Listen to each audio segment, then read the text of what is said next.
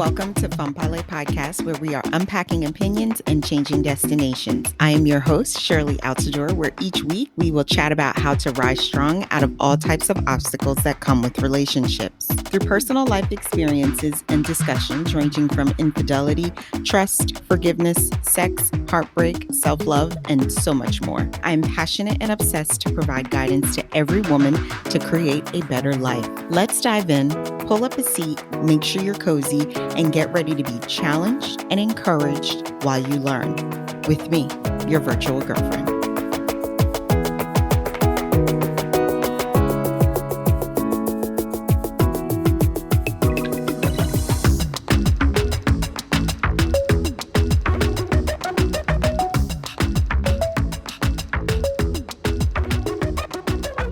Welcome back to Femme Parler. Today we have an awesome guest with us. Her name is Natalie Silverman. Natalie is the founder of the Fertility podcast, which has one main mission: to educate and empower on your journey to start or complete your family. She is a former fertility patient and freedom fertility specialist, and now a host with a fertility expert called Kate Davies, a fertility nurse consultant. So she could give you two perspectives, the personal and the medical. So Natalie, we would like to welcome you on the show, and thank you so much for being on my podcast and informing so nice to be other. Here. Thank you. I appreciate that. So we're going to get started with hearing your story about how you got started, why, what motivated you to do this, so everyone can hear. And then, of course, we're going to educate those who are going through any fertility, or I have questions too, because I told you my tubes were tied. So I'm interested in hearing my options.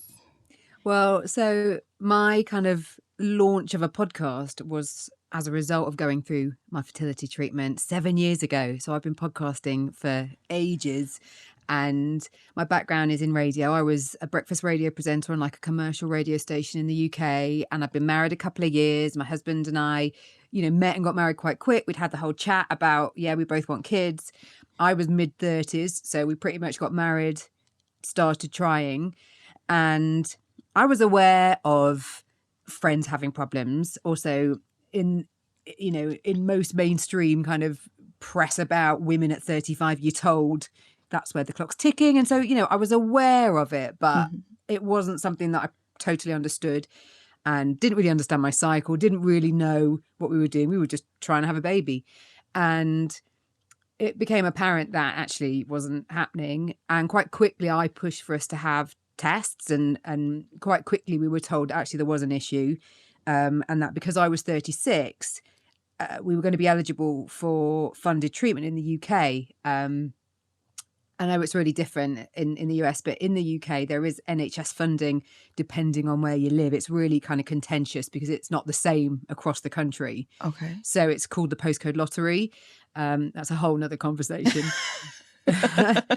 But we were told, because of my age, and also we were given a male factor diagnosis, that we were eligible for what's called ICSI treatment, which is a bit different to IVF in that it's still in vitro, but rather than the sperm and the egg being left to their own devices, the sperm is injected into the egg. So it's the kind of common solution for male factor infertility issues.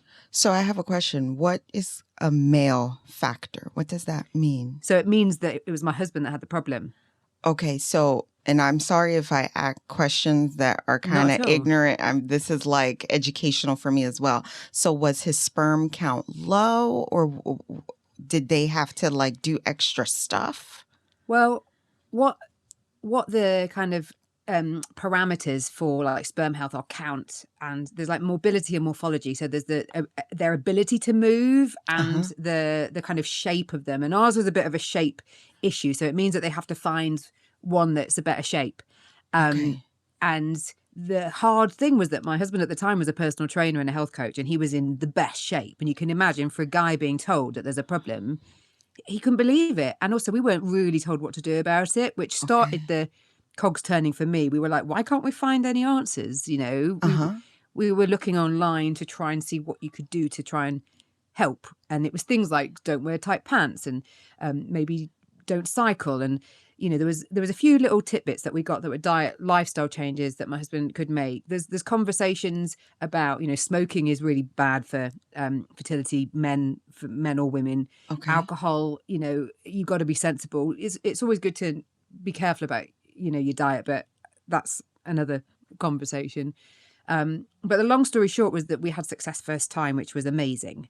Wonderful. And we now have a 5-year-old son, and he's our world. And so that was like amazing. I was going through the treatment whilst I was doing my breakfast radio show. That wasn't so amazing because I was having to be all happy, and I was obviously going through quite a testing time. Mm-hmm. But once pregnant, being an audio person, I was like, why is there nothing about this that I can find? And I could find a couple of American voiced podcasts, but nothing with a British voice. And I was doing a bit of podcasting at the time, and a lot of the conversations, as you all know, were about find your niche, what's your niche? And I was like, there's something in this. And so I reached out to the people whose books I'd been reading, and I was like, hi, I'm thinking of making this podcast. Can I have a chat? I'm sure you're used to this kind of, Yes. You don't know me, but this is my idea. And everybody I contacted said yes, started the podcast, spent the first year being anonymous, because I knew I wanted to talk about it, but I just didn't feel that I could totally come out and be like, this is me and this is what I'm talking about. And all the conversations around it at that point, people were saying, this is so taboo. And I kept saying it all the time. There's such stigma about this. It's so taboo. And over time, as the podcast would grow, people would say to me, this is great, but why do you keep talking about it being a taboo and not saying who you are? Like, that doesn't quite make sense. So when our son turned 1 and I was still finding things to talk about with this podcast that I just started thinking, we'll see where this goes, I said to my husband, I think I'm going to kind of own this. And he was like, whatever you want to do. And I kind of came out on my podcast and was like, hello, I'm Natalie, and nothing happened to me. Surprise, surprise, nothing went wrong. We always think the worst, Natalie. I know, exactly. We always do. So that's the quick intro of what happened with it. I have a few questions. You said 2 interesting things. Number 1, a man who, especially your husband, being a physical trainer in the best shape of his life, now being told you have a sperm problem. Did you guys have to go to therapy? And what would you tell men out there? Because men usually, they don't maybe have a problem going, but then once they go and they hear you're the source of the problem. How did you guys handle that? And how would you tell other couples out there who are going through this, who maybe the man may be the problem, and then they start to have kind of like an attitude of, no, this can't be? First thing I'd say is that sadly, it's 50-50 male-female often with infertility. Okay. And we know that sperm counts are on the decline due to all sorts of things in our everyday life. And just to give you an idea, protein shakes that are so common in the gym, excessive smoking and drinking. There's all sorts of toxins that, might be like BPA's in plastic. There's all sorts of things there's still ongoing studies because sadly there's a massive gap of research in men's reproductive health. But it's a 50-50 thing. And so, first up, if it's not going to be me answer to this, it could well be you, sadly. Secondly, how we dealt with it, not well. In the UK, when you're eligible for treatment, you're eligible for counselling. And that was kind of non-negotiable with my other half. We went to a session. On the way, he said to me, just so you know, I'm not going to speak. And he didn't. I could totally understand. I don't mean, so does that mean he has to like go in the bathroom, look at a magazine and go in a cup and then they have to play with it?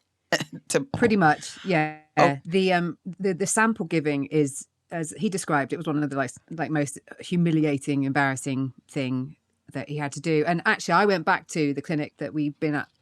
We had treatment at a couple of times for different reasons after treatment, for the podcast. And I actually saw where the men had to go, and it was like across a courtyard, down a corridor.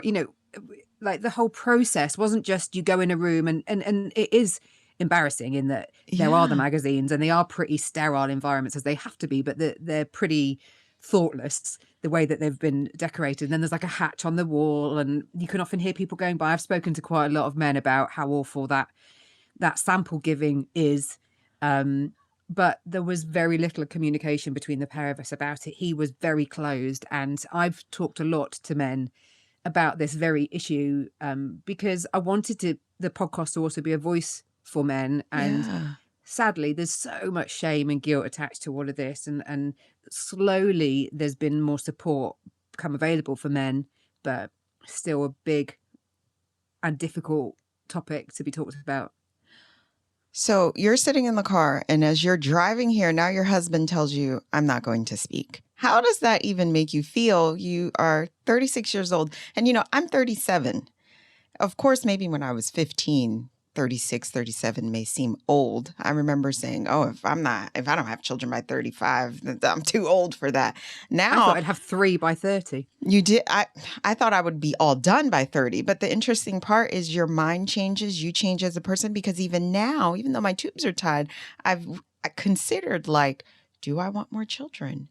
And all these factors I have to consider. But before we get into me, what was your response to your husband, and how did you contain your emotions? Like, what we're going here for. You know why we're doing this.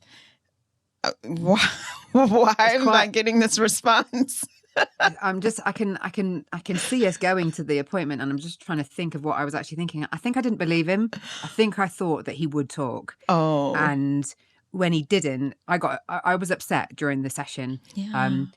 But in hindsight, it wasn't the right time. And what I will say is that he has since had therapy for all sorts of other things. Okay. Well, I say all sorts of other things. He has had therapy, and this has been something that I think he has addressed. I don't know the ins and outs, but I know it was something that he was keen to address, and I know he's in a much better place. Very good. It's not all doom and gloom. And I think that in terms of encouraging someone else in the mix to go and seek help or have conversations, you can kind of open the door, but you can't push the person through it.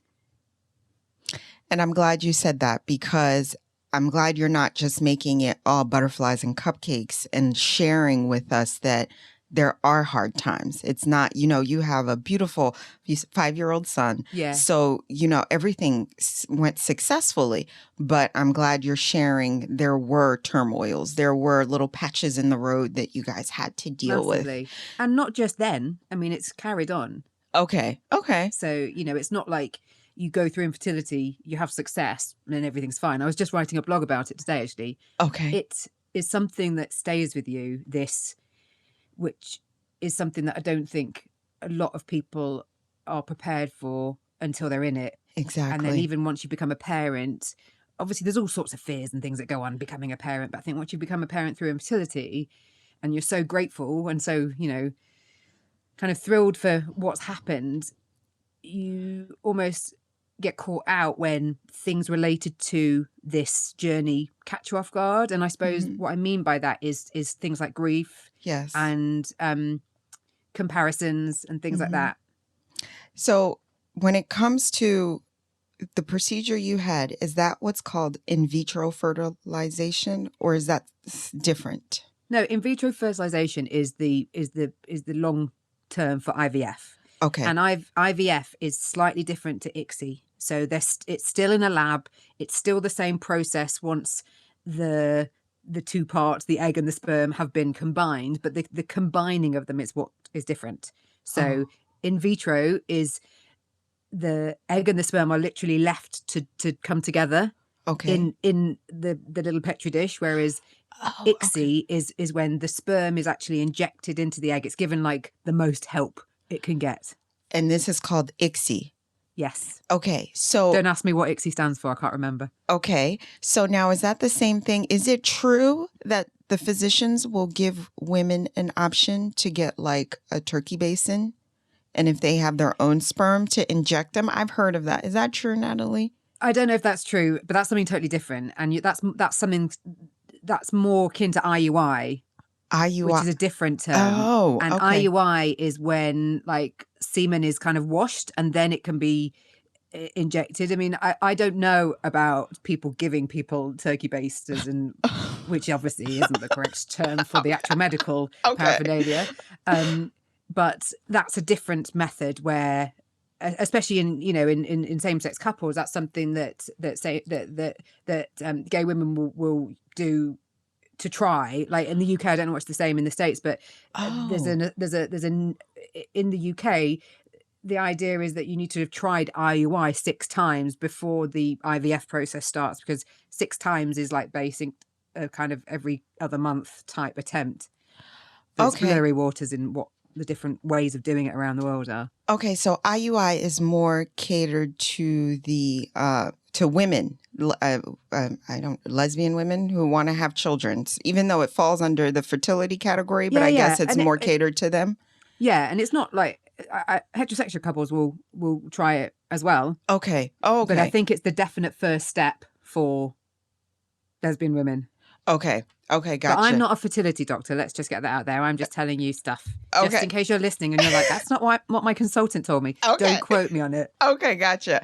Gotcha. Okay. And now the other question I have for you, the UK, the funding that they offer, I guess is it similar to what they have here in the US? And I've never participated in this because I didn't have a fertility issue, but is it the same where if your doctor states you have a fertility issue, then the insurance company will pay? Is it something similar, or this is completely different?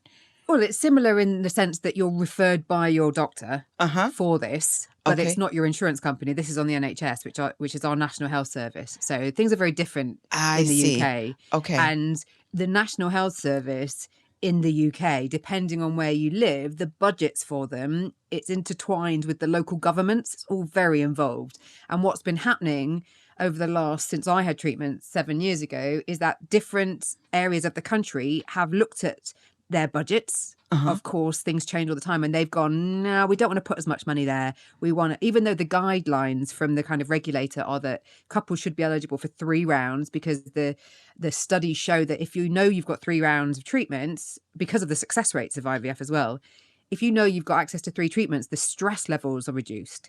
And Okay. so, not that stress and fertility are directly related, but it's a big thing, the mind-body connection with all of this.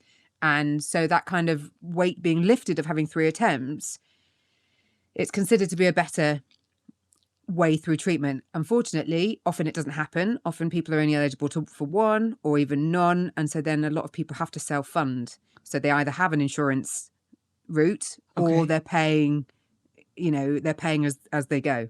Okay, gotcha. Now, did they give you more options? If the option you did, because the first time was a success, correct? Yeah. What would have been your second option? If we didn't have success, Yes.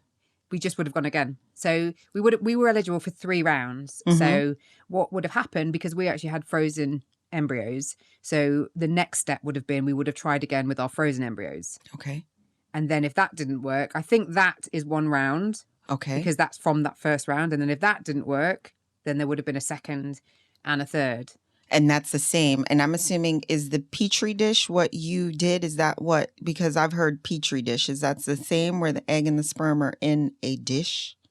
That's what happens with the standard IVF, which is different to what we had, which was the ICSI treatment.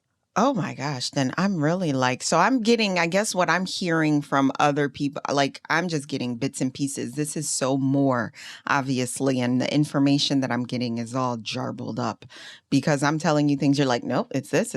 Okay. So that's good to hear. That is good to hear. Now, for someone who is in a family and they're in this situation and they have to give fertility treatments, what advice do you have to give to them? And then I'll bring also my question up of if your tubes are tied, is it the same process, or would you just go get your tubes untied? Or because I've had the option of either you could get the tubes untied or you could get fertility treatments. But someone in your situation, what advice do you have to give to the family of what's the first step they should take? And do you mean if they've had children already? No, if they don't have any children, and this is something that they have to do because now either one of the partners, there's an issue. The first thing I'd say is obviously to get everything tested, to get both of you tested, and to, have conversations with a fertility clinic about what your options are, because there's all different types of diagnoses. You can be diagnosed with unexplained infertility, which is kind of when it means they've just not done enough tests, so they don't know what the problem is. Oh. You can be diagnosed like we were with male factor. So then there's different, like I talked about ICSI as the what it's called the protocol, which is the way that you go into treatment. Okay.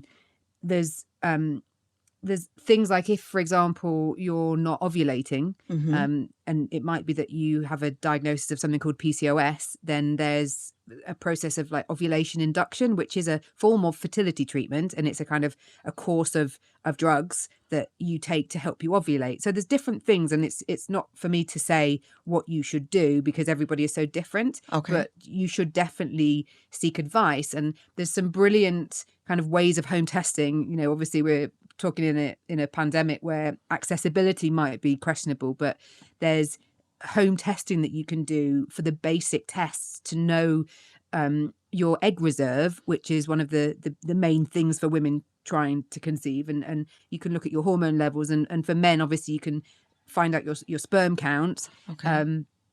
So if you're wondering whether there's something wrong or you think there's something wrong because you've been trying, then get tested and get some answers, because knowledge is power at the end of the day, and you don't want to Exactly. waste time.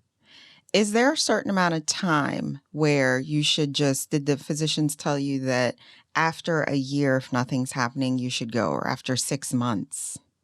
How did you know Depend you needed to go? It depends on your age. I was very aware of being 36 because of all the the Mm-hmm. press about 35. What most experts will say is that you need to be having regular sex, and most people don't have enough sex because there's a very small window where a woman ovulates that she could actually get pregnant, despite all of us being brought up to think that if you have sex, you'll get pregnant, which isn't the case. No. And the fact that any of us get pregnant is a miracle, considering how difficult it can be. Yes. So first of all, you need to have been trying like every other day, really, really trying. It's interesting you say that, Natalie. My GYN had told me that when we were trying for my daughter, because I had a miscarriage before I had my first child. That's exactly what she told me. She said, you guys need to be doing it every other day. Yeah, And I was like, that sounds like a chore. I know, exactly. But it's the harsh reality is that all too often people aren't having enough sex because of our lifestyle, well, our old lifestyles when we could go out and do stuff, but also because of the pressure of it, and it becomes really clinical. But also things like, from a female point of view, knowing your cycle, knowing how long your cycle is, knowing when the first and last day of your cycle, to then try and understand when you might be ovulating. Yes. And there's things like, without being too crude, temperature, cervical mucus, what your cervix is doing, that all are signs, the obvious Yes. signs for a woman. Yes. So that's the kind of the basis of it, but I think, if you're trying to have a family, your fertile health has a kind of declining point. So if you're listening to this and you're like, your late 30s, then the reality is you're going to be less fertile than you were in your early 30s. That's not to say you're not going to get pregnant, but the reality is it's going to be less. And the same with men, even though we've all been brought up thinking, well, Charlie Chaplin had, Mick Jagger have had kids, however, the harsh reality again is that, it does affect men as well.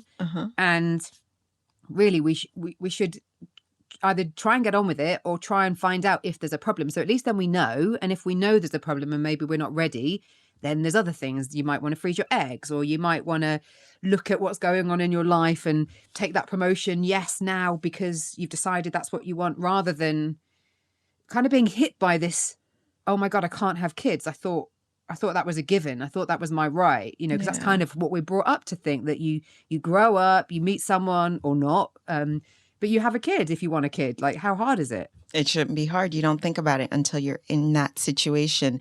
Now, do you mind me asking, were you ever pregnant before, or this is something that never crossed your mind before you got married? You just thought, whenever I get married, and when we do, I'll just try then. It never crossed your path. No, I never, luckily for my own experience, I never had, I'd never miscarried. I'd never been pregnant and had to deal with that side of loss. I've had numerous friends that have, and I know how heartbreaking, it is. But for me, it was a case of, when I'm ready, I'll try, and hopefully I'll get pregnant. And so, yeah, hadn't even, but I had this naive, because I was in like a long relationship before, I finally got together with my husband. And at that time, I remember being like, oh, not ready for kids. I'm like having too much fun in my career. And, by the time I'm 30, I'll have had, like I said before. But again, very naive of the ins and outs of it. It was like knowing what I know now, having spent 7 years talking about fertility, I'm just amazed at how little we're told at school. We're not told anything at school. I don't remember ever having this conversation at school. It's just, you don't discuss it. Yeah. You don't talk about this. This is, no. And there's so much shame. And even things like, you talked about how you'd been through a miscarriage. And I don't know if it's something that you've said it to me. I don't know whether it's something that when it happened that you spoke about it, whether you felt there were people you could talk about. But, the stat in the UK is like 1 in 4 women. And that's, most of your friends, and yet still the stigma about it. And as we know, anytime like a celebrity's talked about it, people have been like, why are you talking about it? I mean, look at Chrissy Tane, like that was amazing. I know. And the backlash was like, what is wrong with people? Yeah, it's very, it's emotional because my miscarriage was at home. I didn't have a DNC. So I passed the child at home, and it was just crucial, Natalie. It was very painful. I mean, like a birth, because that's what you're doing. You're going into labor. It's just a very much smaller embryo, I guess. Is that even the appropriate word? Smaller fetus. So are you going to have any more children? You said you wanted 3 by 30. Yeah, well, my husband and I are both siblings, and when we talked about it, we were like, yeah, we'll have a couple of kids. And we had 3 embryos from our treatment, but after we had our son, life happened, and we were being parents, and then we relocated, and then my husband changed careers. Okay. And then before we knew it, like a couple of years had gone by, and you pay for the storage of your embryos. You have like a year where you don't pay because that's part of your treatment, but then you have to pay. So you're talking like... Wait a minute, Natalie, there's a storage fee for your eggs? For your embryos, yeah. What? So basically I was paying £350 a year to keep my embryos in the freezer. What? Yeah. That's crazy. To me, I think, you pay storage for furniture, for physical items, but you have to pay to keep your embryo where it is for a certain amount of time. Well, it's different around the world. And in the UK, there was a 10-year storage limit, which there's been a whole campaign to try and change that. But it's until you want to use them or not. And we got to a point where I was like, what are we doing here? Like our son was kind of 3 and I was watching people in the community because with the podcast, I'm really involved in the fertility community, and I was watching people talk about having their second and having like a frozen embryo transfer, which is what you do. And I was like, what are we doing? What are we doing here? And my husband had, as I said, had changed jobs, and I was the main breadwinner, and we were still trying to buy a house, and we were having to have some pretty serious conversations about actually what is our family looking like. And I then went to counselling and spent like 18 months talking about what actually this would mean if we didn't have any more children, because I always thought I wanted it. But my husband had kind of said that he really felt that would push him over the edge in terms of kind of mental capacity, in terms of what we were trying to do finance-wise to buy a house. And so that's when the whole therapy conversation kind of came in. And the very short answer to all of this is that we donated our frozen embryos to science. Okay. So those 3, it was a year, this time last year.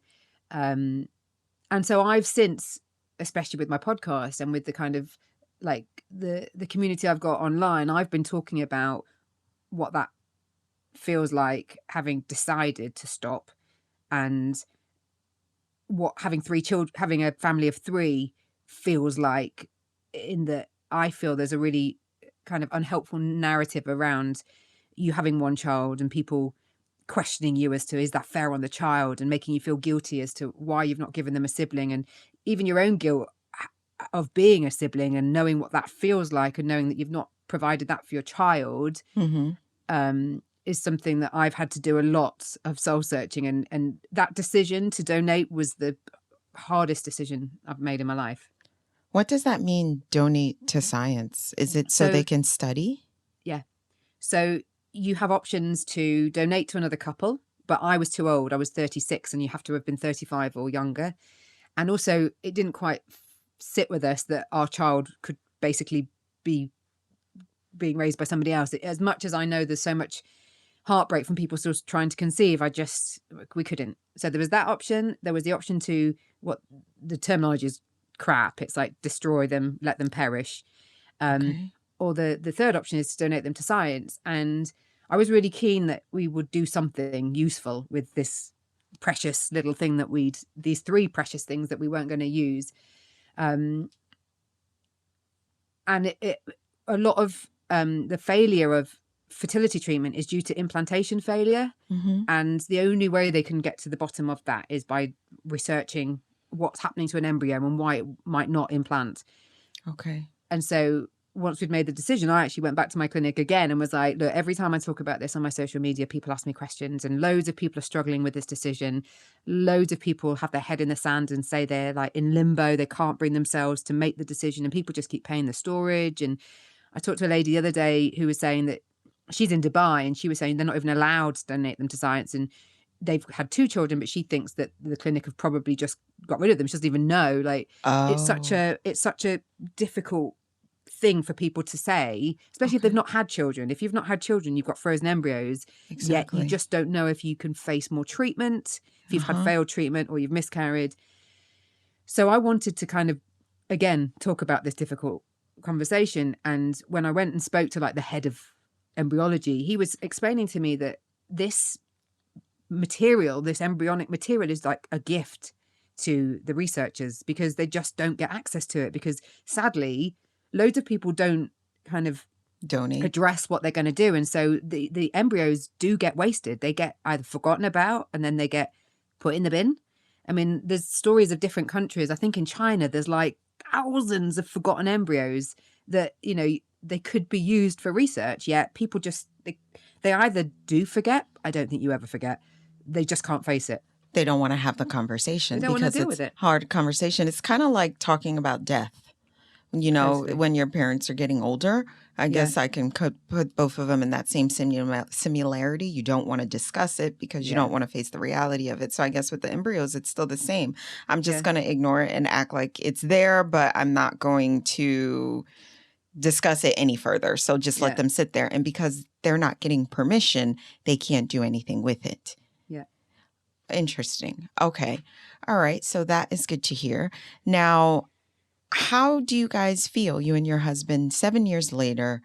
You have a successful podcast. Husband has a new career. Did you guys buy the house? Not yet. Not yet. Okay, that's still in the works. How the are pandemic things? got in the way of that. Oh, true. So your son is now 5. How is life as a mom, Natalie?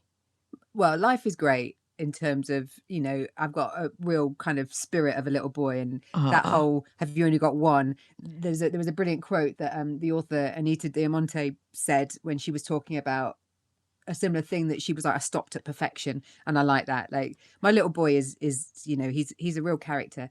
Obviously, going through a pandemic with one child has made me question things a lot because of the times when we now have a cat, so we have a fur baby. And I'm like, this is your sister.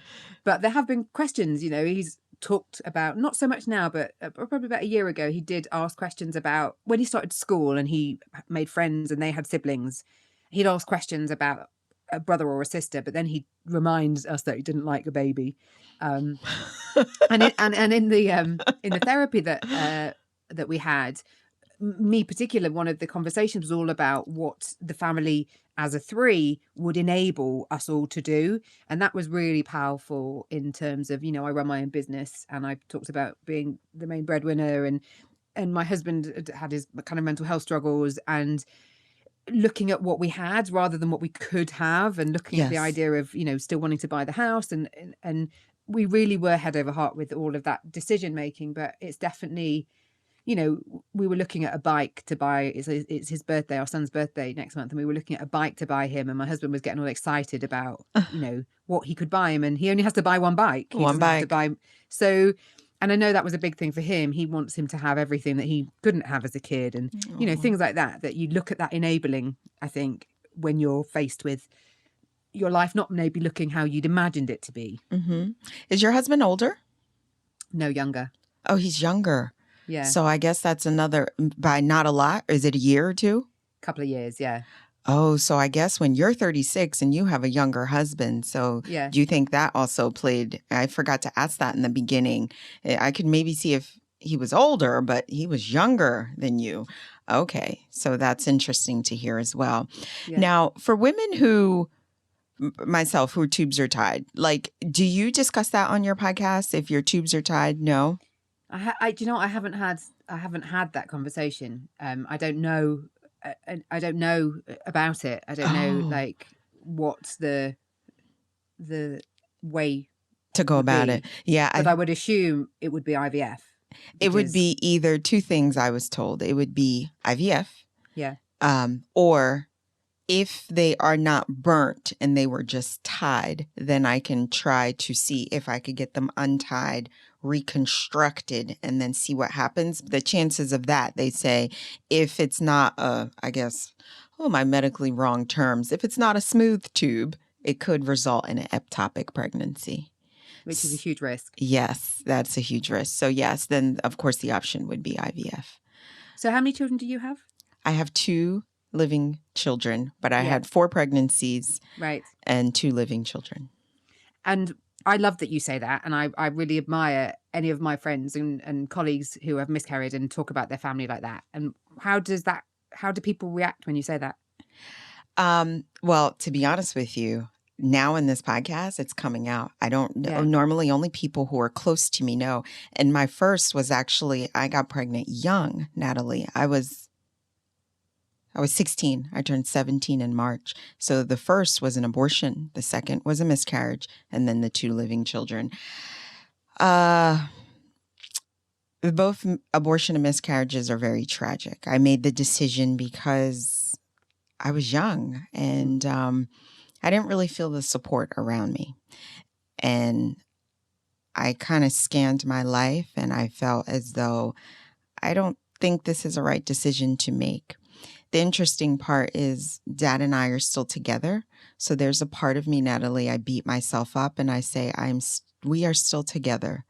Could I possibly have made a better decision and choose to have this child? It's not like I'm with a different partner. It's hubby now, the person who I'm with, who I was conceived, all 4 pregnancies was conceived by him. So that is something I deal with internally. Of course, it doesn't stop me from living, but I always think in my mind, like, could I have made a better choice and decided to have this child instead of having an abortion? And then there goes into the part I'm beating myself up because there are people who cannot get pregnant and I'm making a poor decision. Of course, the decision is mine. But even I feel if you do make the decision, and I'm definitely a believer in women should have a choice. Yes, me too. But it's not an easy choice. And I feel like that's what the government don't realize. Like, I'm not just sitting here on my high pedestal and saying this was the best decision I ever made. No, it fucking sucks, Natalie. I hate it till this day. But it was a choice that you made with how you felt at the time and the information you had available to you at the time. You didn't have a crystal ball that was going to tell you that you were going to be with this guy. Yeah. And I think I'm totally with you I'm totally pro-choice. What I also wanted to pick up on, though, is that when you talk about beating yourself up, and again, it's a conversation that I just had yesterday because I coach women now to kind of understand their emotions better when they're dealing with all of this stuff, and the beating yourself up with this stuff, decisions that you've made, choices that you made, like things that you did or didn't do to look after yourself, that kind of, you said you internalize it, that whole kind of negative dialogue that we have around this stuff is so harmful. And it's almost so unfair when you did what you thought was the right thing at the time, and you have 2 beautiful children, and it's not to take away from any of what you've been through, and I love that you're feeling that you can talk about it. But I think, like I was talking about, this infertility thing stays with you. What you've just described is a similar thing, because I'm sure when you're reminded of that time, it's still very raw, and it's the kind of harsh reality that I also think people don't understand, that when somebody makes this decision, they don't make it lightly. It's a No, life-changing decision. it is. Like when you said the first thing to me, I'm picturing the car ride now with my husband and him saying that. That's the same thing. The vision of me going into the clinic is still in my head, even with the miscarriage. Now with the miscarriage, I felt like I was being punished, Natalie. I felt like, oh, Lord, is this a sign? Do you not love me? Am I being punished for the decision? Yeah. I mean, this is what I'm talking, beating yourself up. It doesn't stop, because now are you telling me that I'm never going to be a mother because of the poor decision that I made? So now I'm having a miscarriage. I couldn't understand why. I couldn't understand why. And I chose to pass it at home. Whew. Oh, I mean, you know what labor feels like. So I'm home with him. He doesn't know what to do. He doesn't understand what's going on. He doesn't know how to console me, because the whole time I was like, just don't touch me. Just do not touch me. Just don't touch me. I'm in pain. Like, there's nothing you can do. Your hands touching my skin is actually irritating me. Don't touch me. So that whole feeling itself. And then after you pass it, it's like, that's it. I spoke to my doctor the next day. I told her. She was like, that's what having a miscarriage at home feels like. Because I didn't want to go to the hospital and she would have to schedule me for an appointment and I would have to go under the operating table. I didn't want to do all that. So, but can I just jump in really quick? Yeah. I've got to go to pick up my son at 3, which is like 5 minutes time. So I just wanted to let you know. Sorry to give you an edit point if you wanted to kind of draw it to an end. Thank you. As much as I'm loving chatting to you. No, it's fine. I was actually getting ready to wrap up. Oh my gosh, this is a good conversation. I'm glad you have now given some people some insight out there of what's going on. And for those who are going through any fertility issues right now, find a way to pick your head up. And, Natalie went through it. So not only does she speak about it, she's also experienced the situation, which is great, because I love people who've experienced what they're talking about. They're not just talking. And Natalie, again, I appreciate you having on here. Just the word of advice I want to give anybody who's going through fertility treatments: keep your head up. Like Natalie said, it's a 50-50 thing. It may be the male, it may be the female. You may not know. Just communication. This whole podcast, I think I say it in every episode. You don't realize how communication is important in a relationship. Communicate with each other. Be more understanding with each other during this time. I don't think it's easy for either couple, because as a woman, you're automatically assuming this is something that is supposed to happen naturally. I am not supposed to have any issues. Same with a man. So we need to be more understanding with what we're going through, both male and female. But we're going to end this podcast today. Again, Natalie, thank you. I cannot tell you enough. And as always, we're going to end with love yourself, voice yourself, and be yourself to the next podcast, guys. Have a great day.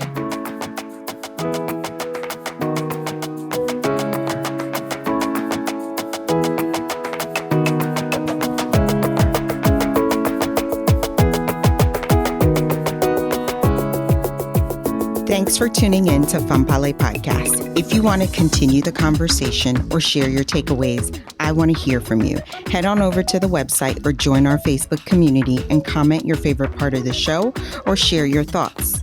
I want to hear what you have to say. Don't forget to rate and subscribe to the podcast so you never miss an episode. Chat with you next week.